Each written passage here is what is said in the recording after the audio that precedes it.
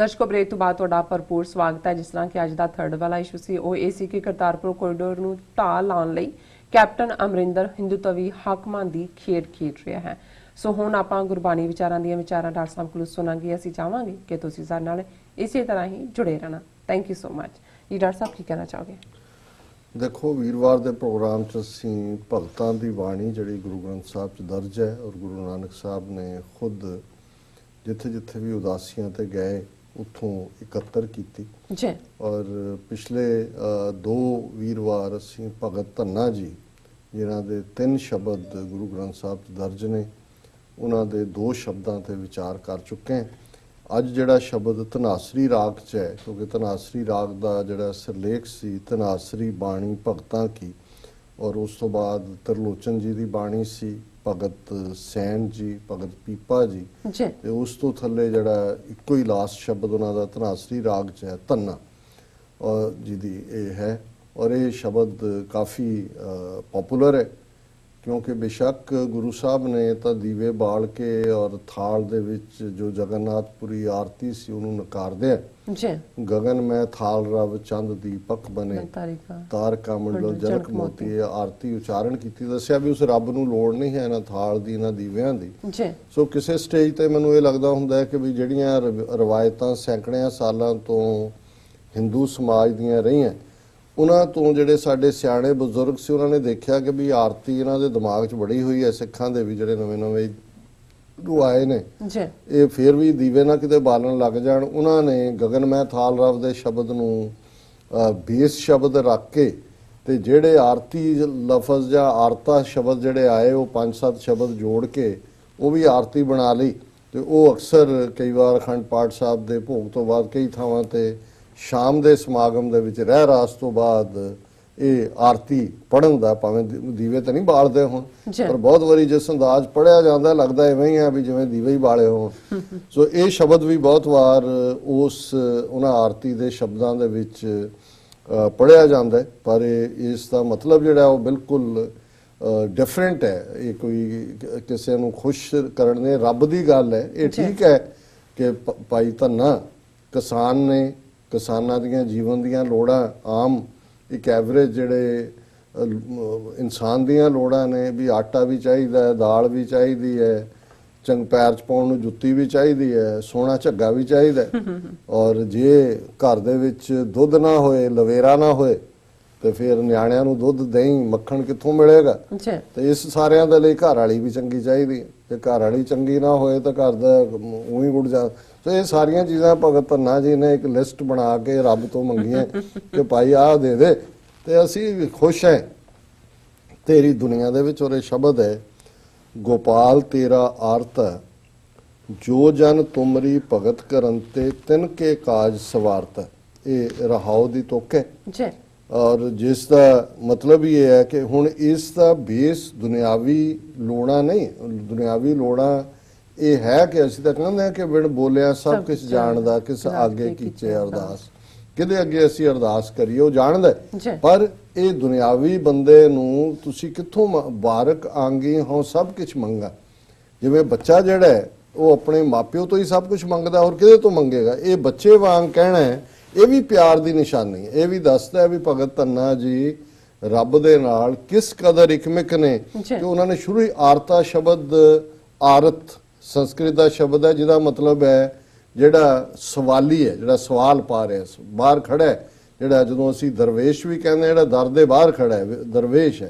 सो ये सवाली वांग है। हे गोपाल गोपाल है सारी दुनिया नूं पालन वाले वाहिगुरू मैं तेरा सवाली हाँ तेरा आरत तेरे दर ते खड़ा है। और ये नाल ये भी बिरध पालन की गल की जो जन तुमरी भगत करन ते तिन के काज सवारता कि भाई क्या तो यही जानदा ना कि जिहड़ा तेरी बंदगी करे तैनूं याद करे उहदे तो सब काम सवारदा है। ते कहंदा फिर हुण मेरी लिस्ट भी सुन लै जे तूं मैनूं अपना कहंदा तो पहला मेरियां ये लोड़ां तो पूरियां कर। दाल सीधा मांगो घिओ हमरा खुशी करे नित जियो।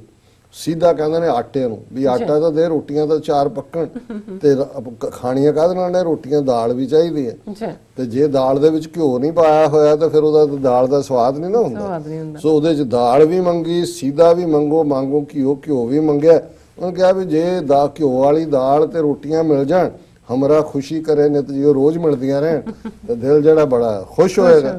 ਇਹ ਵੱਖਰੀ ਗੱਲ ਹੈ ਕੌਣ ਕਿਹਨੂੰ ਕੀ ਦੇ ਕੇ ਰਾਜੀ ਹੁੰਦਾ ਕੀ ਨਹੀਂ ਹੁੰਦਾ। ਬੰਦਿਆਂ ਤੋਂ ਤੁਸੀਂ ਜਦੋਂ ਮੰਗਦੇ ਹੋ, ਬੰਦੇ ਤਾਂ ਆਪਣੀ ਵਿਲ ਦੇ ਨਾਲ ਜੁੜੇ ਹੁੰਦੇ ਨੇ, ਕਦੋਂ ਉਹਨਾਂ ਨੂੰ ਜੀ ਕਰਦਾ ਉਹਨਾਂ ਨੇ ਦੇਣਾ, ਕਦੋਂ ਨਹੀਂ ਦੇਣਾ। ਪਰ ਇਹ ਹੈ ਹਮਰਾ ਖੁਸ਼ੀ ਕਰੇ ਨਿਤ ਜੀ, ਪਨੀਆਂ ਛਾਦਨ ਨੀਕਾ।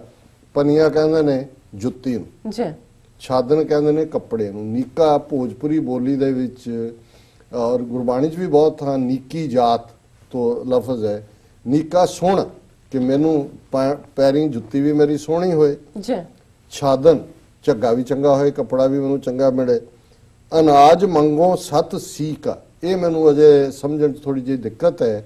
ਹਾਲਾਂਕਿ ਇਹਦਾ ਅਰਥ ਉਹਨਾਂ ਨੇ ਇਵੇਂ ਹੀ ਕੀਤਾ ਹੈ ਕਿ ਉਹ ਅਨਾਜ ਜਿਹੜਾ ਖੇਤ ਨੂੰ 7 ਵਾਰ ਵਾਹ ਕੇ ਜਿਹੜਾ ਪੈਦਾ ਕੀਤਾ ਜਾਂਦਾ। ਹੁਣ ਜ਼ਾਹਰ ਹੈ ਕਿ ਉਹਦੇ 'ਚ ਜਿਹੜਾ ਉਸ ਦਾ ਕੋਈ ਸਵਾਦ ਡਿਫਰੈਂਟ ਹੁੰਦਾ ਹੋਏਗਾ। ਅੱਜ ਅਸੀਂ ਦੇਖਿਆ ਤਾਂ ਨਹੀਂ ਹੈ ਕਿ ਵੀ ਕੀ ਹੈ, ਪਰ ਉਸ ਜ਼ਮਾਨੇ 'ਚ ਕੋਈ ਟਰੈਕਟਰ ਜਾਂ ਦੂਜਾ ਤਾਂ ਨਹੀਂ ਸੀ, ਹਾਲੀ ਵਾਹੇ ਜਾਂਦੇ ਸੀ। ਪਰ ਇਹ ਜਿਹੜਾ 7 ਵਾਰ ਖੇਤ ਵਾਹਿਆ ਹੋਏ ਤੇ ਉਸ ਦਾ ਅਨਾਜ ਉਹਦੇ 'ਚ ਹੋ ਸਕਦਾ ਹੈ ਮੋਰ ਫਰਟੀਲਿਟੀ ਹੋਏ, ਉਹਦਾ ਟੇਸਟ ਡਿਫਰੈਂਟ ਹੋਏ। ਸੋ ਭਗਤ ਧੰਨਾ ਜੀ ਨੇ ਵੀ ਟੌਪ ਦੀ ਲਿਸਟ ਦਿੱਤੀ ਹੈ, ਐਵੇਂ ਮਾੜੀ ਘੇੜੀ ਲਿਸਟ ਨਹੀਂ ਹੈ। ਅਨਾਜ ਮੰਗੋ ਸਤ ਸੀਕ, ਗਊ ਭੈਂਸ ਮੰਗੋ ਲਾਵੇਰੀ। ਕੱਲੀ ਗਾਂ ਨਹੀਂ, ਨਾਲ ਮੱਝ ਵੀ ਮੰਗੀ ਹੈ, ਕਿਉਂਕਿ ਮੇਰੀ ਇੱਕ ਨੇ ਸੁਣਾ ਦੂਜੀ ਤੋਕੜ ਹੋ ਗਈ। ਸੋ ਉਹ ਵੀ ਲਵੇਰੀ ਹੋਏ, ਤੋਕੜ ਨਹੀਂ ਚਾਹੀਦੀ। ਗਊ ਭੈਂਸ ਮੰਗੋ ਲਾਵੇਰੀ, ਇੱਕ ਤਾਜਨ ਤੁਰੀ ਚੰਗੇਰੀ। ਹੁਣ ਤਾਜਨ ਤੁਰੀ ਅਰਬੀ ਘੋੜੀ, ਕਿ ਵੀ ਘੋੜਾ ਐਵੇਂ ਦੇਸੀ ਜਿਹਾ ਨਾ ਹੋਏ, ਘੋੜੀ ਅਰਬੀ ਹੋਏ, ਕਿਉਂਕਿ ਜ਼ਾਹਰ ਹੈ ਅਰਬ ਦੇ ਵਿੱਚ ਔਰ ਖਾਸ ਤੌਰ ਤੇ ਵਪਾਰਕ ਬੜੀ ਚੰਗੀ ਨਸਲ ਦੀ ਜਿਹੜੀ ਬਰੀਡਿੰਗ ਸੀ, ਉਹਦੇ ਵਿੱਚ ਅਰਬੀ ਘੋੜੇ ਜਾਂ ਅਰਬੀ ਘੋੜੀਆਂ ਇਹ ਜਿਹੜੀਆਂ ਨੇ ਦੁਨੀਆ ਭਰ ਦੇ ਵਿੱਚ ਉਹਨਾਂ ਦੀ ਮਾਰਕੀਟ ਸੀ। ਸੋ ਭਗਤ ਧੰਨਾ ਸਿੱਧਾ ਅਰਬ ਦੇ ਵਿੱਚ ਪਹੁੰਚ ਗਿਆ ਰਾਜਸਥਾਨ ਚੋਂ ਵੀ ਘੋੜੀ ਜਿਹੜੀ ਹੈ ਉਹ ਇੱਕ ਤਾਜਨ ਤੁਰੀ ਚੰਗੇਰੀ, ਘਰ ਕੀ ਗੀਹਨ ਚੰਗੀ ਜਨ ਧੰਨਾ ਲੈਵੇ ਮੰਗੀ। ਸਾਰੀ ਲਿਸਟ ਦੇ ਉਹਨੇ ਕਿਹਾ ਵੀ ਜੇ ਘਰ ਵਾਲੀ ਨਾ ਚੱਜਦੀ ਹੋਏ ਤੇ ਘਰ ਕੀ ਗੀਹਨ ਚੰਗੀ, ਗੀਹਨ ਵਾਈਫ ਔਰਤ ਗ੍ਰਸਤੀ, ਕਿ ਵੀ ਉਹ ਵੀ ਚੰਗੀ ਹੋਏ, ਖਿੜੇ ਮੱਥੇ ਹੋਏ, ਹਰ ਆਏ ਗਏ ਨੂੰ ਵੈਲਕਮ ਕਰੇ, ਲੜਾਕੀ ਨਾ ਹੋਏ, ਔਰ ਜਨ ਧੰਨਾ ਲੈਵੇ ਮੰਗੀ। ਧੰਨਾ ਜਿਹੜਾ ਇਹੀ ਮੰਗ ਕਰਦਾ। ਸੋ ਕੁੱਲ ਮਿਲਾ ਕੇ ਜਿਵੇਂ ਅਸੀਂ ਪਿਛਲੇ ਦਿਨਾਂ 'ਚ ਵੀ ਜਦੋਂ ਉਸ ਮੁਹੱਬਤ ਦੇ ਵਿੱਚ ਉਸ ਰਿਸ਼ਤੇ ਦੀ ਗੱਲ ਕੀਤੀ ਸੀ ਜਿਹਦੇ 'ਚ ਫਿਰ ਕੋਈ ਕੰਧ ਨਹੀਂ ਹੁੰਦੀ, ਫਿਰ ਤੁਸੀਂ ਰੱਬ ਦੇ ਨਾਲ ਆਪਣੇ ਮਹਿਬੂਬ ਵਾਂਗ, ਆਪਣੇ ਪਿਆਰ ਵਾਂਗ, ਆਪਣੇ ਪਿਆਰੇ ਵਾਂਗ ਉਸ ਨੂੰ ਸੰਬੋਧਿਤ ਹੁੰਦੇ ਹੋ, ਔਰ ਉਸ ਦੇ ਵਿੱਚ ਤੁਸੀਂ ਫਿਰ ਕੋਈ ਲੱਗ ਲਬੇੜ ਨਹੀਂ ਹੁੰਦਾ। ਔਰ ਇਹ ਵੀ ਸਟੇजेस ਨੇ, ਔਰ ਕਈਆਂ ਨੂੰ ਜਿਹੜੇ ਲੋਕ ਥੋੜੇ ਬਹੁਤ ਇੱਕ ਸਟੇਜ ਤੇ ਰਹੇ ਭਗਤ ਬਾਣੀ ਦੇ ਉੱਤੇ ਉਹਨਾਂ ਦੇ ਸਵਾਲੀਆ ਨਿਸ਼ਾਨ ਸੀ।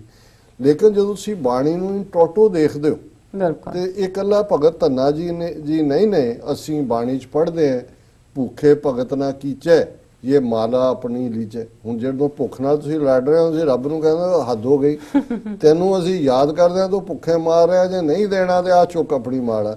ਭੁੱਖੇ ਤਾਂ ਨਹੀਂ ਸਾਡੇ ਤੋਂ ਭਗਤੀ ਹੁੰਦੀ। ਪਰ ਉਹੀ ਜਿਹੜੀ ਸਟੇਜ ਹੈ, ਫਿਰ ਇੱਕ ਜਿਹੜੀ ਗੁਰੂ ਸਾਹਿਬਾਨ ਜਦੋਂ ਅਸੀਂ ਬਾਣੀ ਦੇ ਵਿੱਚ ਪੜ੍ਹਦੇ ਹਾਂ ਕਿ ਜੇ ਸੁਖ ਦੇ ਤਾਂ ਤੁਝੇ ਆਰਾਧੀ, ਦੁੱਖ ਵੀ ਤੁਝੇ ਧਿਆਈ, ਜੇ ਭੁੱਖ ਦੇ ਤਾਂ ਇਤ ਹੀ ਰਾਜਾਂ, ਦੁੱਖ ਵਿੱਚ ਸੁਖ ਮਨਾਈ। ਕਈ ਵਾਰ ਤੁਹਾਨੂੰ ਲੋੜਾਂ ਜਿਹੜੀਆਂ ਨੇ ਉਹ ਆਪਣੇ ਨਿਸ਼ਾਨੇ ਤੋਂ ਡੇਗਦੀਆਂ ਨੇ। ਲੋਕ ਕਈ ਵਾਰ ਇਸ ਲਈ ਵੀ ਨਹੀਂ ਤੁਰ ਸਕਦੇ, ਪਰ ਕਈ ਵਾਰ ਤੁਹਾਡੀ ਜਦੋਂ ਹੌਲੀ ਹੌਲੀ ਲੋੜਾਂ ਦੀ ਪੂਰਤੀ ਹੁੰਦੀ ਹੈ, ਜਿਹੜੀ ਚੀਜ਼ ਤੁਹਾਨੂੰ ਪਸੰਦ ਹੁੰਦੀ ਹੈ, ਜਿਵੇਂ ਬਾਬਾ ਫਰੀਦ ਸ਼ਕਰਗੰਜ ਨਾਲ ਜੁੜਿਆ ਵਾਕਿਆ ਅਕਸਰ ਅਸੀਂ ਬਚਪਨ 'ਚ ਸੁਣਦੇ ਰਹੇ, ਪੜ੍ਹਦੇ ਰਹੇ ਕਿ ਜੀ ਉਹਨਾਂ ਦੀ ਮਾਂ ਚਾਹੁੰਦੀ ਸੀ ਕਿ ਪੁੱਤਰ ਮੇਰਾ ਬੰਦਗੀ ਵੱਲ ਲੱਗੇ, ਰੱਬ ਵੱਲ ਲੱਗੇ, ਤੇ ਬਾਬਾ ਫਰੀਦ ਨੂੰ ਸ਼ੱਕਰ ਬਹੁਤ ਪਸੰਦ ਸੀ ਤੇ ਉਹਨੂੰ ਕਹਿਣਾ ਆਪਣੇ ਪੁੱਤਰ ਨੂੰ ਕਿ ਵੀ ਤੂੰ ਇਬਾਦਤ ਕਰਿਆ ਕਰ ਅੱਲਾ ਦੀ। ਉਹਨੇ ਕਹਿਣਾ ਜੀ ਅੱਲਾ ਕੀ ਦੇਗਾ? ਉਹਨੇ ਕਿਹਾ ਸ਼ੱਕਰ ਦੇਗਾ। ਤੇ ਜਦੋਂ ਉਹਨਾਂ ਨੇ ਅੱਖਾਂ ਬੰਦ ਕਰਕੇ ਇਹ ਕਰਨਾ ਤਾਂ ਉਹਨਾਂ ਨੇ ਸ਼ੱਕਰ ਦੀ ਪੁੜੀ ਰੱਖ ਦੇਣੀ ਥੱਲੇ।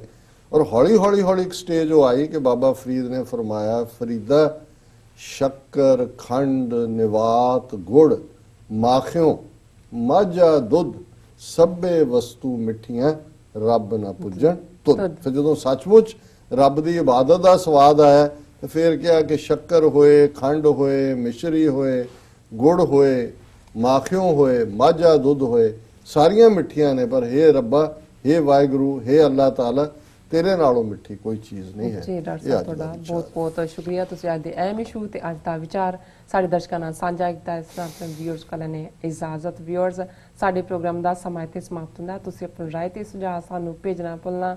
ਸਾਡੇ ਇਸ ਪਤੇ ਤੇ sosh@tv4.tv ਤੇ ਅਸੀਂ ਆਪਣਾ ਪ੍ਰੋਗਰਾਮ ਲੈ ਕੇ ਫੇਰ ਦੁਬਾਰਾ ਹਾਜ਼ਰ ਹੋਵਾਂਗੇ। ਤਦ ਤੱਕ ਲਈ ਮੈਨੂੰ ਤੇ ਆਪਣਾ ਸੁਣਾ ਗਿਆ ਦੋ। ਦੇਖਦੇ ਰਹੋ TV84। ਬੁਲਾ ਦਿਓ ਫਤਿਹ। ਵਾਹਿਗੁਰੂ ਜੀ ਕਾ ਖਾਲਸਾ, ਵਾਹਿਗੁਰੂ ਜੀ ਕੀ ਫਤਿਹ। ਰੱਬ ਰਾਖਾ।